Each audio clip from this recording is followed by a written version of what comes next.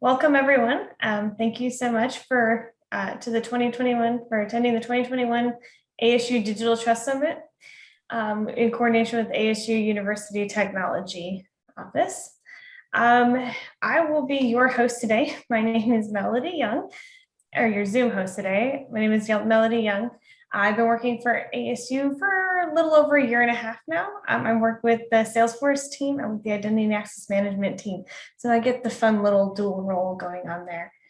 And go ahead. Would you like to introduce yourself? Yeah, so sure. Yeah, go ahead. Yeah, just right before you, Rasmus, if you allow. Go ahead. Sure. Yeah, I'm Baptiste Obido-Agrassi, and I'll be the co-host for today's meeting. Studying Management Information Systems at the Whippy Carey School of Business, and this is my second year of master's. Just so you know, today we will be monitoring the chat and we'll be working with some technology support, providing anything that you need during this session. Please forgive our little bit of a rough start, but we're moving now and we're going well. Just a couple of announcements. The chat feature is turned on. Please use it. And please ask any questions. Please participate throughout this session. Also, this session is being recorded. So if you do not want to be on recording, you don't want to be in the 2021 Summit for perpetuity, please turn off your video now. Please feel comfortable doing that. Please remember to stay connected through the digital Digital Trust Summit in LinkedIn and through the Slack channel and the Digital Trust Lobby Slack channel. Now, I'd like to introduce to you our main speaker, since you guys don't want to hear me speaking forever. This would be Rasmus Lynnerup. Please say your last name correctly. You got it. Perfect. And today he will be presenting on University or ASU Equity Framework and Implications for Trust Learner Network. Make sure I got all of that correct. So I will go ahead if you'd like to share, Rasmus, and please take it away. Sure, that sounds good. Thank you so much for the intro, and nice to see many familiar faces out there and some people I haven't met yet. I'll go through today some work around equity analysis, developing an equity framework, and the implications for the Trusted Learner Network, and maybe even for some of the projects and the work that you're doing out there. I'll just start with kind of level setting on equity and why it's important. In my view, I think we have systems in higher education, maybe even society writ large, that have for a long time, maybe since their beginning, produced systematically unjust outcomes, especially by race, although you could cut that by different demographics as well. So I think the idea of equity, achieving just outcomes, is of paramount importance, both kind of on moral grounds, because it allows each individual to meet their abilities, what their abilities allow them. And secondly, I think on a national security level, I think the US has been declining over the past few decades steadily in terms of the share of the population that has post-secondary credentials. And so just from a competitive and a national security standpoint, I see equity, especially by race, where people of color are much less likely to have the ability or the opportunity to earn credentials. I see that as of paramount importance. And what we need to do, I think, is transform higher education in several ways that allow more equitable outcomes and allow more achievements being produced by the learning that everyone is going through. And a key part to that transformation is the implementation of new technologies. So we have a terrible track record, I think, of implementing new technologies in an equitable way. Many times new technologies are implemented by institutions that are wealthier and are bigger, and implemented and benefiting individuals who are on average more affluent. So we need to design solutions in a way that they are likely to produce more equitable outcomes. And so that's the work that I've been kind of involved in, is saying, how do we do that? How do we start thinking through what those outcomes need to be, and how do we take a systematic approach? So that's what I'll talk about today. Hang on one second, and I'll pull up my slides that will then help me kind of go into some of that more in detail. You should all have me spotlit so you can see my slides next to me. I hope that works. I think it gives a little bit more of a personal connection instead of me sharing my screen. So I've divided the presentation into 3 chunks. One is developing an equity framework and what that looks like. 2 is the specific analysis around the equity impact as it relates to the trusted learner network that I'm sure many of you have heard about. And 3rd is then, what are the implications and the action steps that came out of that specific analysis. I would suggest, though, that this is a bigger, that the concepts are more important than the specifics around the TLN. So I'll reserve time towards the end for any questions around kind of more conceptual. But of course, we can go into the details around the analysis as well if you are interested. A couple of thoughts about me, although probably slightly less important than the bigger topic. I'm Danish by birth and moved to the US a few years ago or so. I worked for McKinsey & Company, a large consulting firm, for a number of years. And I've been focused on American higher education for the last 10 years or so. Community college in particular. I was the executive vice chancellor and provost equivalent, at least the chief academic officer for the city colleges of Chicago. And I've now been with ASU for the last 6 months or so. You can even see my Twitter account there, although I probably spend less time on Twitter than, so don't necessarily hit me up there if you're trying to get in touch. So let me first touch on development of the equity framework.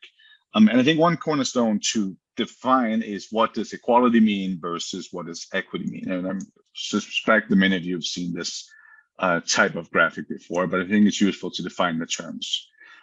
Equality is affording everyone the same level of supports, even if the outcomes are systematically unjust. So in this case, you see a blue and a red and a yellow person, but they have different starting points. Literally, the ground is sloping downward, and they face different barriers. In this case, in the conceptually a fence, and that means that the blue person can see the game, the red maybe, and the yellow certainly cannot. Whereas equity and the pursuit of equity is providing everyone what they need to overcome, 1, their different starting points, and 2, the systemic barriers, so that you get just outcomes. And the crude metaphor here, of course, is for everyone to be able to see the game. But I think conceptually, things like systemic racism or other isms are the types of barriers that I'm talking about. So the equity framework, many people have done much work on this before, and so frankly, the work at ASU started with leveraging a lot of the work that has been done already. 4 examples in particular, you can go and look up their content to go much more into detail. One is Race Forward. They have a racial equity impact assessment that outlines 10 parameters for equitable impact from new policies and proposals. It's very good and elaborate. 2 is Q, Chicago United for Equity. Building on the Race Forward, has a 4-step framework. And I'll go into the details around how they're synthesized into ASU's framework. 3rd, on the bottom left, you have GARE, the Government Alliance for Racial Equity. They have a toolkit outlining 6 different steps, but many of them are very similar. Look at what the proposal is, analyze what it is, engage the people who will be affected, etc., and then figure out how to improve it before you start implementing. And then finally, a little bit different is the Community College Research Center, the CCRC, have a more kind of learner-focused programmatic equity toolkit as well, which went into the construction of the ASU toolkit. All of that said, this is kind of the amalgamation of all of those different types of toolkits. Essentially a 5-step framework. 1, identify and engage the stakeholders. I'll go through that in just a second, what that meant specifically. for the trusted learner network analysis. 2 is clarifying how this proposal, in this case TLN, can increase equity. 3 is analyze those across which groups might be affected in which ways. 4, examine alternatives or improvements. And then 5 is set up a management structure that ensure that you're in fact managed towards those. I'll go through each of these steps and kind of go through the specifics of the analysis in the coming minutes. So first, identify engaged stakeholders. In this case, what we spoke about, and maybe it's a little bit small, so I'll go through it and describe what's on there. On the left-hand side, you see the individuals. So who will be affected? And I've been thinking about this very much in terms of different spectrums, from first generation to college grad. Well, we're talking about first generation students are the groups of students that we want to analyze the potential equitable or not impact for. Low-income students, older students, people of color, those with lower technical literacy, and these all kind of go from a systemically disadvantaged to a systemically privileged spectrum. So that's the individual side. And then on the institutional side, not because institutions are important by themselves, but because the people they serve will be advantaged or not based on how the institutions are themselves advantaged or not.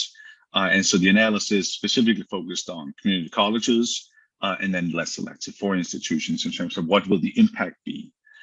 In addition to that, a little bit of thinking about employers, but not in detail about different specifics around how different employers might be impacted by the implementation of the Trusted Learner Network. So having said all of that, I'll go into some of the more kind of nuts and bolts of the assessment of the analysis. First, kind of framing what those analyses are. And this is where there's a lot of kind of art and science to it. What is it that you are, what is it that you care about in terms of equity? Those are the types of things that you need to go analyze. So in this case, because the Trusted Learner Network is about reducing barriers in terms of sharing, curating your learning credentials, there was a lot of focus on transaction costs. So on the left-hand side, you see kind of a Venn diagram. Those are the 3 different lenses, kind of a triangulation of what the impact might be on equity. So the top one is around transaction cost. What will the change in transaction cost be for different stakeholder groups if the TLN, if the Trusted Learner Network was implemented right now? On the bottom left, it was more of a value proposition analysis. So there was a sense of specific potential benefits. So analyzing whether those in fact are likely benefits and whether they would accrue in an equitable way is the second analysis. And then the bottom right is what I call a what would you have to believe, and was a lot of qualitative work across 25, 30 interviews or so with potential affected stakeholders, either institutions or individuals, in terms of what are the things that would have to be in place for this to have equitable outcomes. So that's the left-hand side of the slide. And then on the right-hand side, each of these were analyzed across 3 different time frames. So comparing the current state to the future state was the primary comparison. But in many cases, there's also a transition state where as you move to this new world, what will happen as you are scaling up? If that has a not equitable impact, it's likely that will continue into the future state of full implementation. So first, transaction cost. I'm not going to go through all the details here, but essentially it lays out all of the steps that you can perform with credentials. Credentials is important because of the Trusted Learner Network being a way of exchanging credentials in a simpler way in the future. Anywhere from issuance to distribution, all the way through submitting and verifying those credentials for employment or for acceptance into institutions.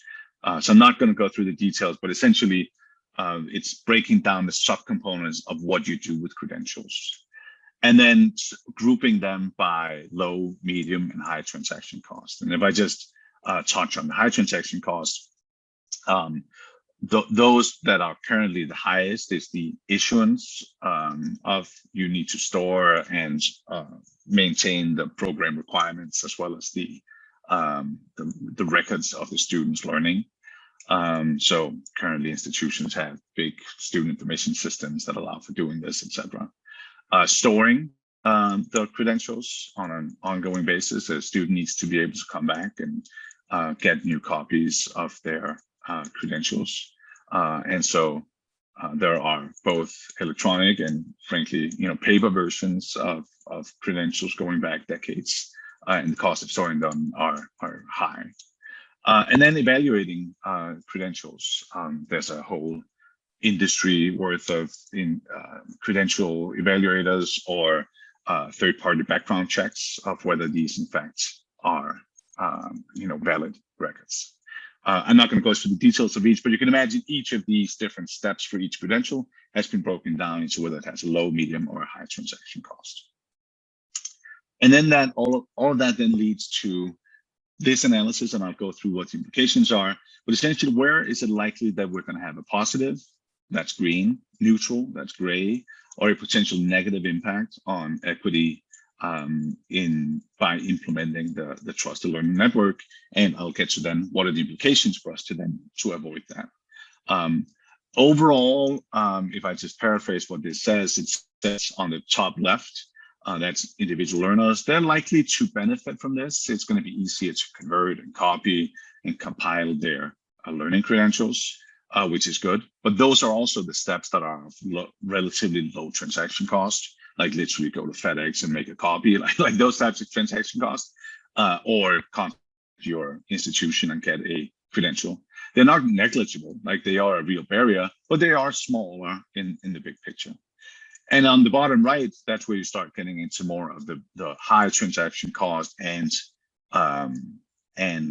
potentially negative implications around issuance and storage, especially with community colleges and less selective 4 years that have less sophisticated IT backbones and frankly fewer resources to implement new solutions. They are more likely to struggle. And if they need to spend the highest share of their resources on the storage and issuance of credentials, then that pulls resources away from some other part of their institution, which in turn may harm the individuals that I started talking about that we're trying to achieve equity for. All of that transaction cost then led into a series of insights in terms of what we need to do and what will be important. I called out a few major ones. I'll go through them, but the point here is that there's a lot of detail around the potential implications. But in terms of major, there were quite a few institutions in the specific analysis that had concerns about being able to leverage the access to transcripts and credentials. So currently, in two ways, registrars both collect funds to be able to basically run their registrar operation. That's what your $15 for a credential goes towards, is to pay somebody's salary. And secondly, is that institutions, especially community colleges, hold transcripts in lieu of payment of debts. So that means a student who owes tuition or as little as a library fine cannot get copies of their transcripts. And because they cannot get copies of their transcripts unless they pay, it means that they cannot transfer to other institutions and continue their learning. So that is a much bigger implication where there's hundreds of millions of dollars stuck in kind of debt collection across the nation. Second major point is this idea that widespread adoption will be required for the TLN. And if I just paraphrase what the Trusted Learning Network would be able to do, is for an individual take their credential, go and apply for a job, and employer could simply verify that that is an accurate credential. That could be one use case.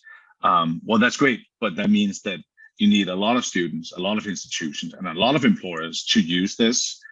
Because if employers still continue asking for a paper transcript or a PDF version of your transcript, if you show up with something new, and you have any set of intersectional marginalized identities, you're going to be less likely to want to stick out in a new way, such as coming with a new type of credentials. The second major point on the left in the middle is you could use this in a transformative way on educational planning. You can imagine setting up a marketplace where institutions can now reach out to individuals because they have access to their learning on the trusted learning network. But that has a number of other, that would be awesome, but will require a lot of other pieces to be in place. And so like now we're starting getting into more investments being required to do this. Investments, by the way, I think should be made, but they're not trivial and need to be thought through.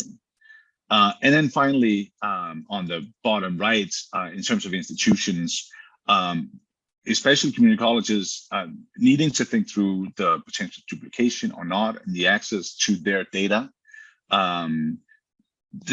without giving up the leverage they have over that collection is going to be a big piece. And then I talk about the additional infrastructure needed in terms of taxonomy, SLOs, etc. So anyway, summing up, there's a few takeaways here that this could be a potentially transformative piece of technology, but it'll require a set of actions in order to, in fact, have an equitable impact. By the way, Melanie, if there are questions or anything in the chat, please jump in. I'll be happy to answer on the fly if needed. We actually do have a quick one about the registrar's office. They said concern is a business model question, that what other business models might be able to preserve the income on which registrars depend, or a model that results in reduced costs, making the operation expenses of the registrars must support reduced. A concern is that income derived from actually paying for functions in the registrar's office than transcripts. So I think it's addressing the. Go ahead. Yeah, I think that's a good point, Phil. I mean, first I'll preface and say I think the point about registrars using this as a revenue source is a slight red herring.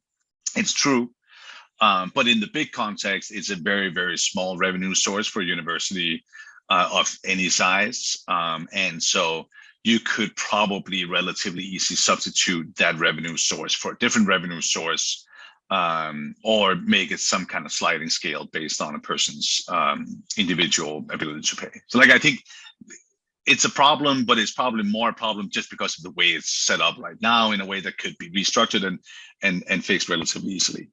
However, the bigger problem is the debt collection part of it, where institutions have millions and millions of dollars in debt that students owe, and so for them to not, or to give up their only ability, if you will, to force that payment is a bigger issue, and probably where there'll be millions and millions of dollars of potential revenue loss, or write-offs, frankly, as it were, because they're probably on their books as liabilities. So like they form like a net income write-off, and like can lead to a major loss, at least in a given year. So anyway, that's probably the answer to that. Phil, your point is well taken. Registrars could probably use the TLN functionality to substitute some of the revenue, but as I said, it might be a little bit of a red herring to begin with.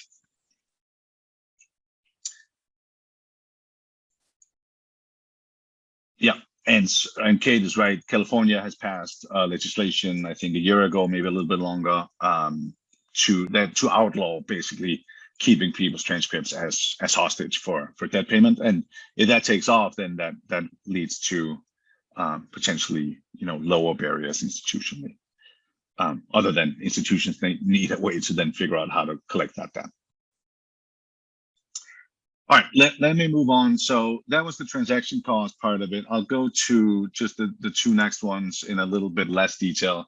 So one was the value proposition. The TLN team had laid out a set of value propositions for learners, for credential providers, for institutions of community colleges in particular, and then employers.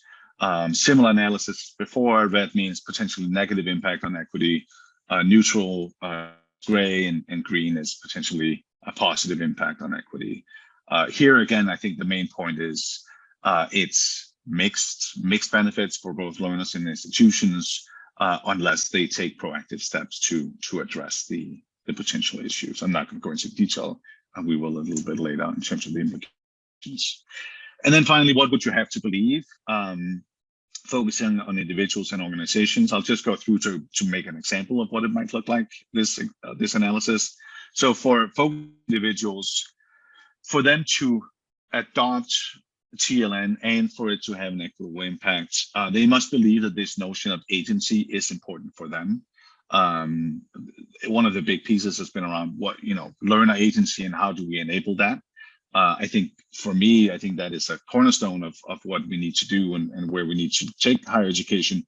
However, asking individuals, students, learners, specifically whether agency is important for them, they're like, nah, probably not. So conceptually, yes. But the specifics are no. What's important for me is that I don't have to pay $15 for my credential or whatever it is. Of course, the specifics are manifestations of the concept as well. But selling this has to be in terms of the adoption among individuals. Either has to shift away from agency as a thing because it might not be valued independently by learners, or figuring out what the specific instances are that exemplifies what agency is. Second is it has to be intuitive, it has to be easy. Somebody, or actually several people I spoke to talked about TurboTax as an idea. Hey, the tax code is usually difficult to understand, but if you get guided through this in a simple way where somebody has done the kind of digesting for you, that makes it easier to adopt. The third piece around widespread learner adoption, I spoke about that. It has to be normative. Somebody brought the example of what if a Black trans woman comes to an employer? They don't want to also now say, no, I don't have a resume with me. I have this QR code you need to scan to go and see my PDF, version of my credentials. Employers and institutions can really take the lead here. If they start requesting trusted learner network credentials, then that means that learners will adopt that because they are trying to fulfill requirements set up by employers and institutions. And then the final piece is that it has to be of no cost to individuals. And a few people said, hey, it has to be a mobile first application. I'm not going to go through the details of each of the rest of them, but this is basically breaking this down into subcomponents and figuring out what are the specific barriers and specific potential ways to solve for those barriers that will make it an equitable adoption in the transition stage.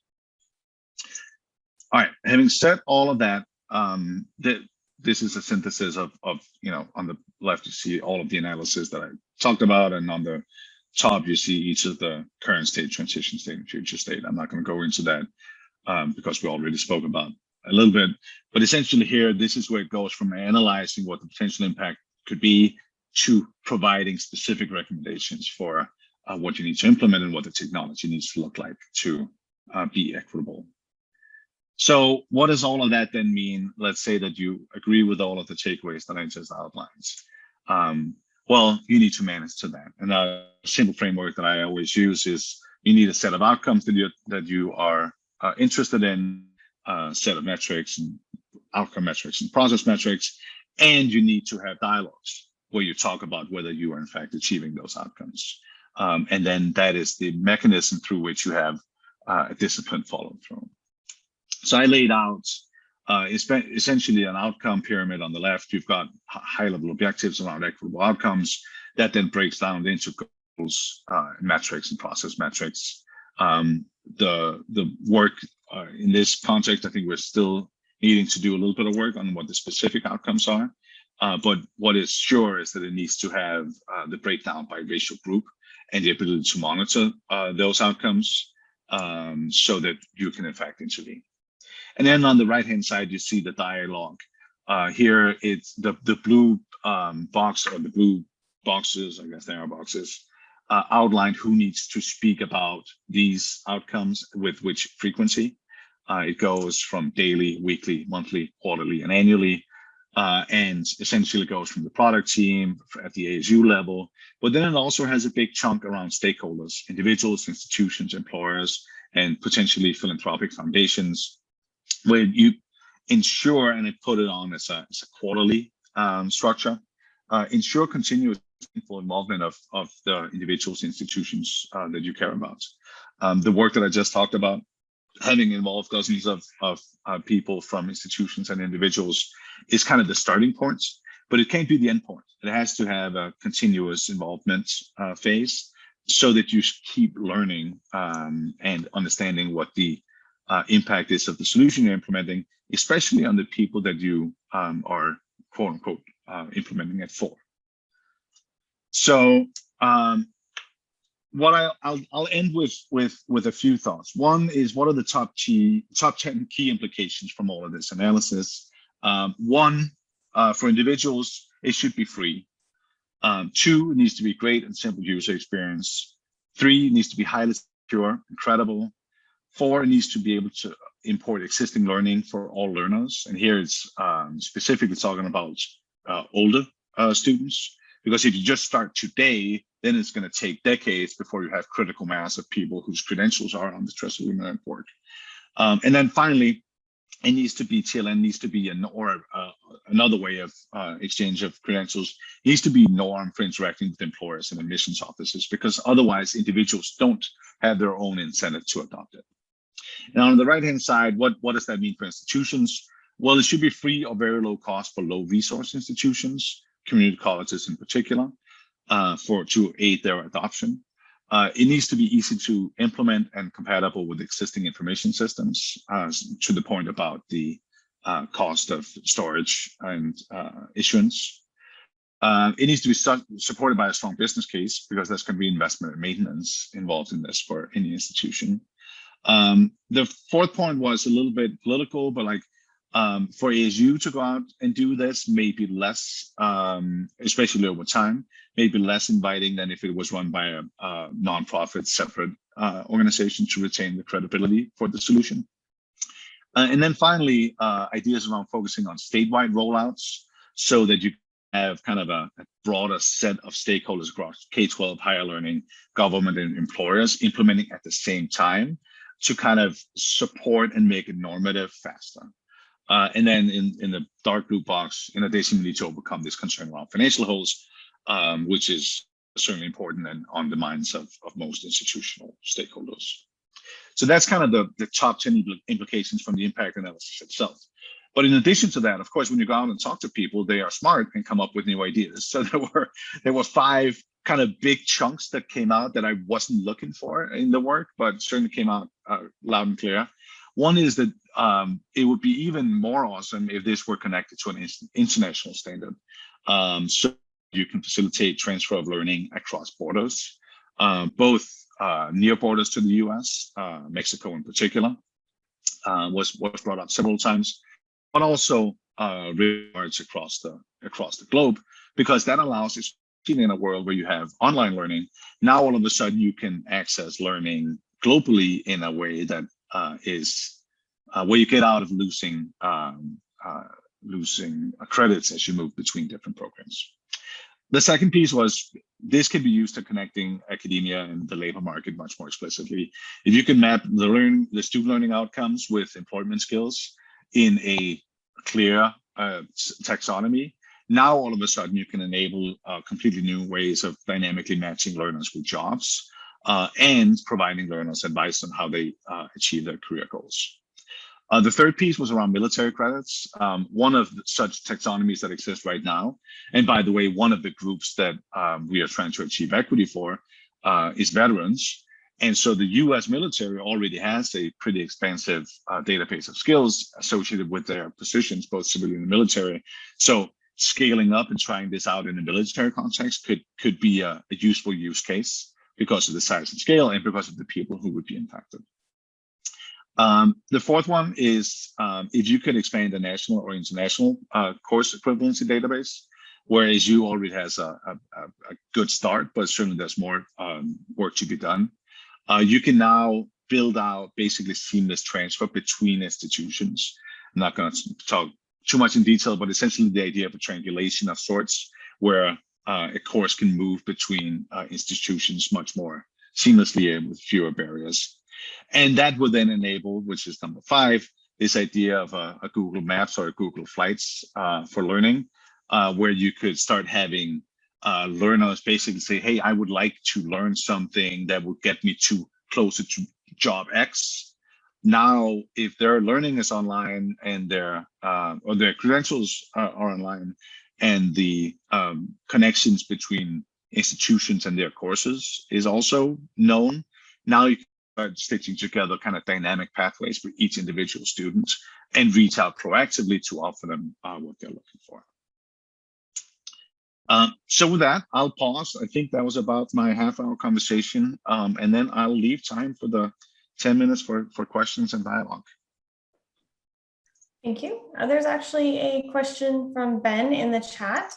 And I think you kind of answered it with that last slide a little bit, but he was talking about the curious potential externalities of reducing friction with employers through granular qualifications of credentials.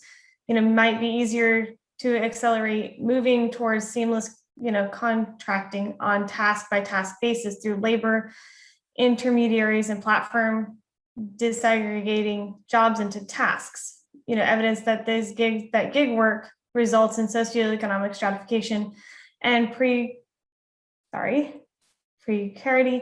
distribution aligning with gender, race, etc. So curious how this would work. And you think you kind of touched on that a little bit with the whole connecting the education with the workplace. Yeah, I mean, the short answer is I don't know. I think your point is good, Ben, and well taken. That you can imagine a world where the power further shifts away from the individual, in terms of not only are they now an individual who has an umbrella of skills that an employer might be interested in, but they now have 200 skills that an employer could choose and pick and kind of construct some kind of amalgamated FTE for them based on any sets of individuals underneath. I think that is true. I think it was certainly outside of the scope of anything I looked at.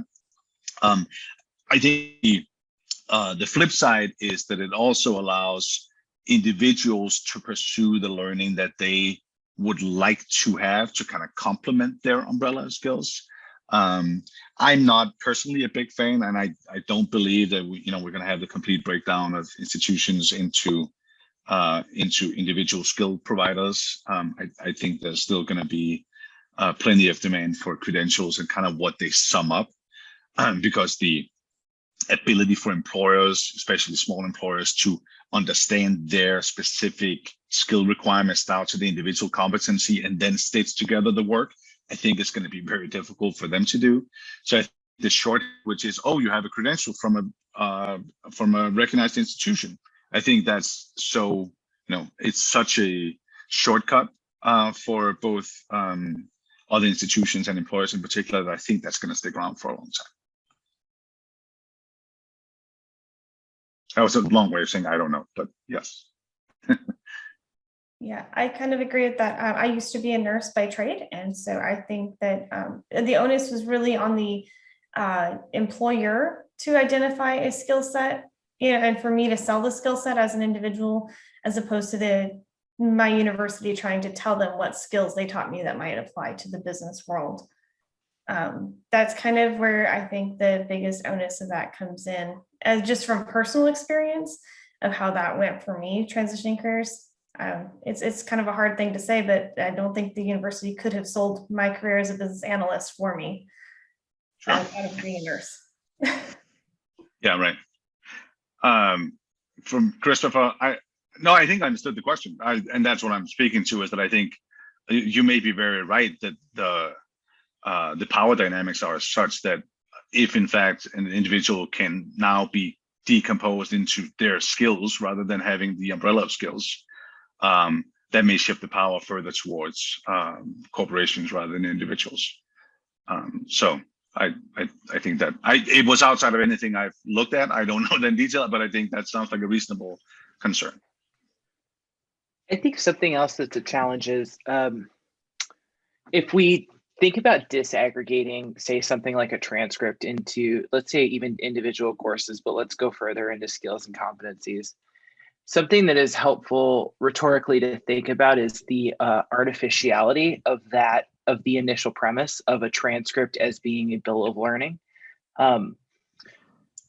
which does not discount, Ben, your question or all the responses we have here, but it's pretty wild that we sort of sum up 4 years of someone's life, 4 to 6 years of someone's life, and many thousands of dollars spent into a single artifact that an employer is very unlikely to read, right? So when we're thinking about employers making requests to institutions regarding education, most often that's a degree verification, right? It's a yes or no. Did you do the dang thing? Oh, you did? Fabulous. We love it.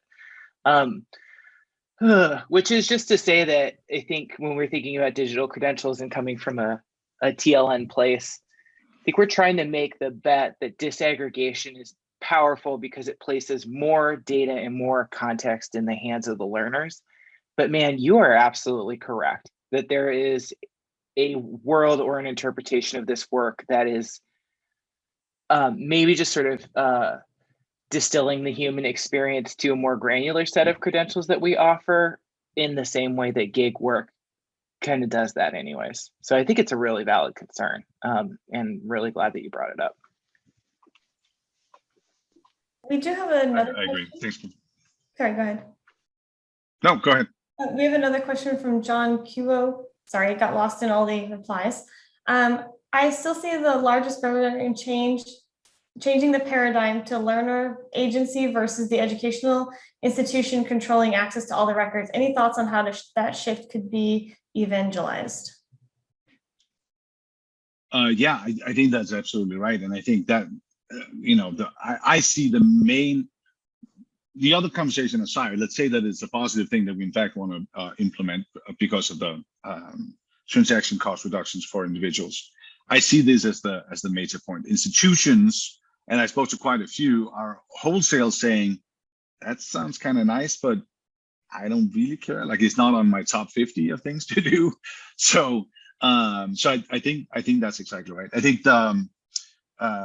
the key implications that I spoke about, like, it needs to be clearly beneficial to learners and institutions. That's often a way that institutions react. It needs to have a clear business case. Why would this be positive in a financial sense? It needs to be of low or no cost, especially to those institutions that serve the individuals that we're trying to benefit. And so, like, there's a set of really difficult questions, or difficult. It's easy to make the recommendation, but I don't have the details behind how that would actually work. And so I think that question around institutional take-up is going to be key. And I don't know how that will need to work yet. Does that make sense? Yeah, perfectly. Thank you. And then Lisa said, I appreciate the willingness and effort about an equity framework. Lisa, you may have missed the first couple of minutes. Essentially, this is an amalgamation of a set of existing frameworks that then led to kind of a creation of a 5-step framework that I implemented for ASU in this context. One, I would suggest always get more input on, like, what is the latest thinking in the field to refine that framework. But also just start with the thinking that I put together. I can walk you through all of the details if you're interested.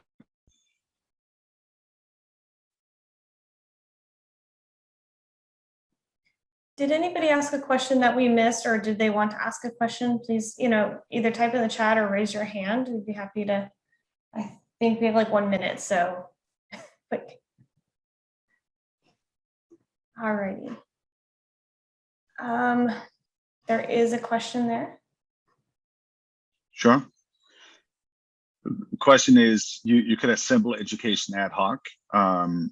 How might that stratify learners into those who can assemble it piece by piece versus those who can attend a more holistic program? That is very much the implication. In fact, one of the things that I would argue for, and not just as a conceptual, I think that would be better, but because that is de facto how many students already act. I don't know, 40% of ASU's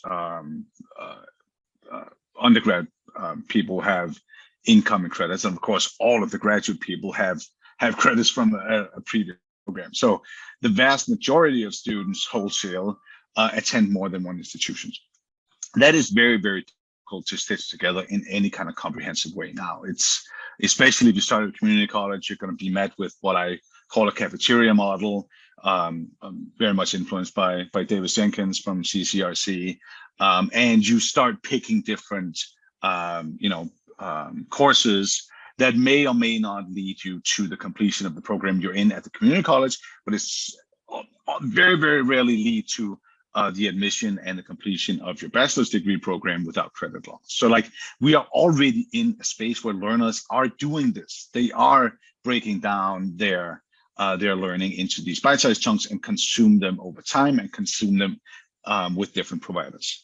I think what we need is an infrastructure that allows for that actually to happen in a way where we reconstitute those parts into a whole with an end in mind. We help learners set their goal. We help them put together what that path needs to look like in a way that's cheapest or fastest or whatever the right preference is for that student, because that puts it back on the student to then kind of understand their path and set that path. It also allows for having a marketplace where you can imagine institutions actually starting competing. Currently, I see almost local regional monopolies in higher education, where if you can start having competition in a way that's more direct, I could see quality and cost improvements be the result of that.